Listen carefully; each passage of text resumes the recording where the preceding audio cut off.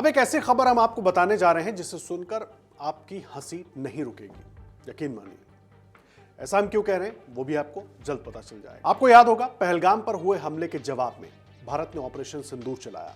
Operation सिंदूर के जरिए पाकिस्तान को जमकर भारत ने चोट पहुंचाई। पहले तो पाकिस्तान के 9 बड़े आतंकी ठिकानों को नेस्तनाबूद किया गया। उसके बाद जब पाकिस्तान की सेना और एयरफोर्स ने भारत के साथ गुस्ताखी करने की कोशिश की तो भारत ने पाकिस्तान के 11 एयरफोर्स बेसेस को निशाना बनाया और अब उसके सबूत खुद पाकिस्तान, पाकिस्तान की सेना, पाकिस्तान की मीडिया, पाकिस्तान के नेता सब देते रहे। लेकिन उसके बावजूद पाकिस्तान का हाल देखिए, जमकर खुशी मना रहे हैं और खुशी भी ऐसी कि पाकिस्तान की जनता को यह बताने की कोशिश कर रहे हैं कि हमने जैसे कोई बहुत बड़ी जंग जीत ली हो। ऐसा हम क्यों कह रहे हैं? देखिए, पाकिस्तान के सेना प्रमुख जनरल आसिम मुनीर को देश के सर्वोच्च सैन्य पद फील्ड मार्शल के पद पर प्रमोट किया गया है। सीओएस जनरल आसिम मुनीर पाकिस्तान के इतिहास में दूसरे फील्ड मार्शल बन गए हैं। इससे पहले अयूब खान 1959-1967 के बीच इस पद पर थे। जनरल मुनीर को यह पद भारतीय सेना के हाथों करारी हार के बाद दिया गया है। अब ऐसे में माना यह जा रहा है कि शहबाज सरकार ने जो सेना का टूटा हुआ हौसला है, पाकिस्तान की जनता के बीच जो उनकी इमेज बन गई है, उसको सुधारने के लिए मुनीर को सम्मानित करके ये सब कुछ सेट करने, फिट करने का फैसला किया है। यह फैसला पाकिस्तान में यह कहकर लिया गया है कि भारत के खिलाफ जो ऑपरेशन बुनियानुल मारसूस में सेना की रणनीतिक लीडरशिप थी वो बेहतरीन थी, इसलिए आसिम मुनीर को प्रमोट किया गया है। और जो हम आपको बताने वाले हैं वो भी सुनकर आप चौंक जाएंगे। देखिए, पाकिस्तान सरकार ने इसके अलावा वायुसेना प्रमुख air chief marshal Zaheer Ahmed Babar Sidhu की सेवा अवधि भी भारत के साथ संघर्ष के दौरान उनके योगदान के लिए सर्वसम्मति से बढ़ा दी। भारत के साथ हाल ही में हुए झड़प में सबसे ज्यादा नुकसान अगर किसी को हुआ तो वो पाकिस्तानी वायुसेना ही थी। भारत ने पाकिस्तान के 11 वायुसेना अड्डों पर सटीक हमले किए थे। इन हमलों में पाकिस्तानी वायुसेना को भारी नुकसान हुआ था। अब सवाल यह है कि उस पाकिस्तान में जिसने भारत के हाथों अभी अभी मुंह की खाई, और आपको बता दें 7 तारीख को ऑपरेशन सिंदूर शुरू हुआ था और 10 तारीख को खुद रोते हुए पाकिस्तान के डीजीएमओ की तरफ से भारत के पास फोन आया था सीज फायर के लिए। हालांकि भारत ने अभी भी साफ किया हुआ है कि यह केवल ऑपरेशन सिंदूर पर एक पॉज है। अगर पाकिस्तान की फिर से हिमाकत हुई तो भारत फिर से ऑपरेशन सिंदूर पूरी ताकत के साथ शुरू करेगा और आतंकी ठिकानों को निशाना बनाएगा। अब सवाल यह है कि यह सब हो क्यों रहा है पाकिस्तान में? देखिए, माना यह जा रहा है कि शहबाज शरीफ फील्ड मार्शल का पद देकर आसिम मुनीर के एहसानों की भरपाई कर रहे हैं। दरअसल आसिम मुनीर ने ही इस साल फरवरी में हुए चुनावों में शहबाज शरीफ की पाकिस्तान मुस्लिम लीग नवाज को जीत दिलवाई थी। पाकिस्तान के चुनाव में सेना के हस्तक्षेप पर बड़े पैमाने पर सवाल भी उठे थे, पहले भी उठते रहे हैं। इतना ही नहीं, आसिम मुनीर ने ही शहबाज के रास्ते का सबसे बड़ा कांटा यानी कि इमरान खान को हटाया भी था। अब देखिए, नाकामी के बावजूद प्रमोशन क्यों दिया गया, ये एक बड़ा सवाल है। नाकामी पर भी भारत के हाथों मुंह की खाई पाकिस्तान की सेना ने। खुद आसिम मुनीर को अंदाजा नहीं था कि भारत ऑपरेशन सिंदूर जैसा कोई एक बड़ा ऑपरेशन शुरू कर देगा और उसका इतना खामियाजा उनको उठाना पड़ेगा।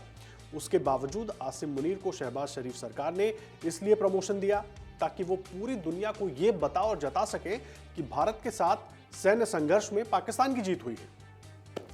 और जनरल मुनीर को उसी का नाम दिया गया है। हालांकि सच्चाई यह है कि भारत ने जब पाकिस्तान और पीओके के अंदर आतंकी ठिकानों को खत्म करने के लिए ऑपरेशन सिंदूर लॉन्च किया तो पाकिस्तान के सेनाध्यक्षों को इसकी भनक तक नहीं थी। आसिम मुनीर भारत के हमलों को रोकने में नाकाम रहने के कारण लगातार पाकिस्तान में भी विरोधियों के निशाने पर रहे। पूरे पाकिस्तान में आसिम मुनीर के खिलाफ एक विरोध की लहर है। पाकिस्तान के आम लोग आसिम मुनीर को सेना प्रमुख के पद से खुद हटाने की मांग कर रहे हैं।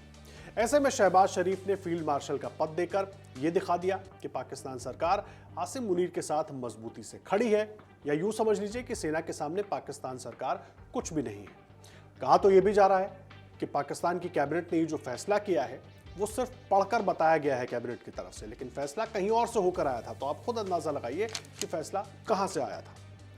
पाकिस्तानी सेना प्रमुख आसिम मुनीर और शहबाज शरीफ दोनों ही पंजाब से आते हैं। पाकिस्तान के हर सरकारी अमले में पंजाब सूबे के लोगों का ही दबदबा है और इस कारण कई बार पाकिस्तान में विद्रोह जैसे हालात भी बने हैं। इसके बावजूद पंजाब के लोग सरकारी क्षेत्र में अपना दमखम, अपना वर्चस्व जमाए हुए हैं। हालांकि देखिए, इस फैसले के बाद पाकिस्तान की राजनीति में पुरानी घटनाओं की चर्चा भी तेज हो गई है, क्योंकि इतिहास रहा है पाकिस्तान का और वो इतिहास बताता है कि जब जब पाकिस्तान के किसी भी प्रधानमंत्री ने सेना के अफसर को आउट ऑफ प्रमोशन बढ़ावा दिया है उसकी राजनीति या निजी जिंदगी पर संकट मंडराने लगे हैं, यानी कि उसकी हत्या तक हो गई है। 1959 के बाद पहली बार किसी पाकिस्तानी सैन्य अधिकारी को यह सर्वोच्च पद मिला है और इससे पहले सिर्फ जनरल अयूब खान को यह दर्जा दिया गया था।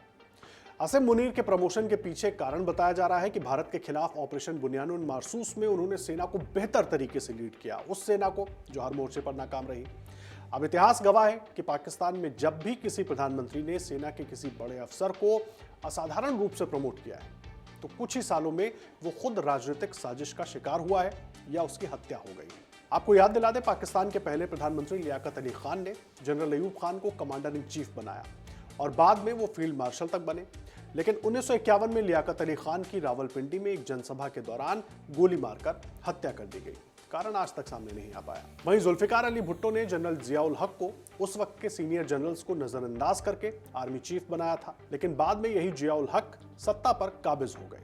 भुट्टो को फांसी तक दे दी गई। 1979 में भुट्टो को साजिश के तहत फांसी देने की अंतर्राष्ट्रीय आलोचना भी हुई थी। अब सवाल यही उठ रहे हैं कि पाकिस्तान में शहबाज शरीफ ने जिस तरीके से आसिम मुनीर को फील्ड मार्शल बनाया है वो क्या केवल एक सैन्य फैसला है या इसके सियासी मायने भी हैं। पाकिस्तान में लोकतंत्र पहले ही चरमराई स्थिति में है और वहां फौज का दखल हर सत्ता परिवर्तन में अहम भूमिका निभाता रहा है और ऐसे में एक नाकाम सेना के नाकाम जनरल को सबसे बड़ा सर्वोच्च पद देना पाकिस्तान की पूरी दुनिया में खिल्ली तो उड़ाएगा ही, क्योंकि खुद अलग अलग देशों के सैटेलाइट्स की तस्वीरें आप देख लें, अलग अलग देशों की मीडिया की रिपोर्ट्स को आप देख लें, भारत की मीडिया रिपोर्ट्स देख लें, भारत की सेना की तरफ से जो सबूत दिए गए हैं उनको आप देख लें, तो आपको अंदाजा हो जाएगा कि ऑपरेशन सिंदूर में किस तरीके से भारत ने पाकिस्तान को घुटनों पर ला दिया था। और अगर पाकिस्तान घुटनों पर नहीं आया था तो पाकिस्तान के डीजीएमओ ने 10 मई को भारत के डीजीएमओ को फोन करके सीज फायर की गुहार क्यों लगाई थी। पाकिस्तान पूरी दुनिया भर में अपनी हो रही किरकिरी, देश के नागरिकों के सामने पाकिस्तान की सरकार अपनी और अपनी सेना की किरकिरी को बचाने के लिए, उससे बचने के लिए ये कदम पाकिस्तान की सरकार ने उठाया है। अगर आप ये वीडियो YouTube पर देख रहे हैं तो हमारे चैनल को सब्सक्राइब कर बेल आइकन दबाएं और Facebook पर देख रहे हैं तो हमारे पेज को लाइक करें।